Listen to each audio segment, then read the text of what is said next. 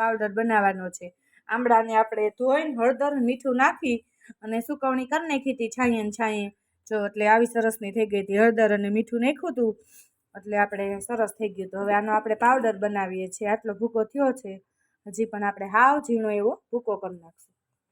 અને આ છે સરગવાનો પાવડર। સરગવાને પણ આપણે કટકા કરી અને તડકે સૂકવી દીધા હતા અને એનો પણ પાવડર કરી નાખ્યો છે।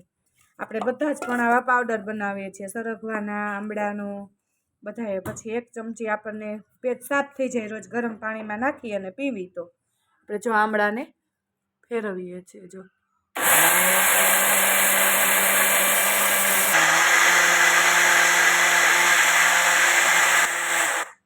જો હવે આપણો પાવડર તૈયાર થઈ ગયો છે। જો આવી રીતે એકદમ ઝીણો પાવડર કરી નાખ્યો છે। આવી રીતે આપણે પાવડર કરીએ છીએ। જો આ આમળાનો પાવડર છે, આ સરગવાનો છે। આ સરગવો અને સફેદ આમળાને મિક્સ કર્યા છે હળદર નાખ્યા વગરના।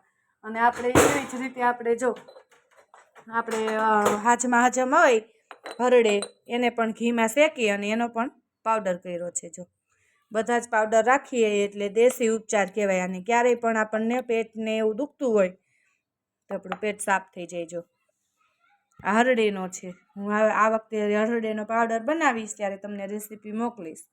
તો આપણે આ આમળાનો પાવડર છે એ આપણે આ બોટલમાં ભરી લેશું। જો આવી રીતે આપણો આમળાનો પાવડર પણ રેડી થઈ ગયો છે। આ આમળાનો પાવડર છે। એવી જ રીતે આપણે ટમેટાનો પણ પાવડર કરેલો છે। 500 ગ્રામ ટમેટા લઈને ચકેડા કરીને તડકે સૂકવી દીધો તો જો આવી રીતે કેરીનો બધાયનો કરીએ। આ સરગવાનો પાવડર છે। આ સરગવો અને આમળાને આપણે ખાલી મીઠું નાખીને અને હુકવણી કઈ રીતે આ એનો છે। આ બાફીને આમળાનો કર્યો હતો અને આ કાચા આમળાને આપણે છાંયે હૂકવી હળદર મીઠું નાખી અને કરેલો છે।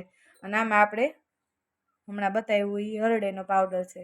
તો આવી રીતે આપણે બધા જ પાવડર તૈયાર કરી લીધા છે। જો બાય બાય, જય શ્રી કૃષ્ણ।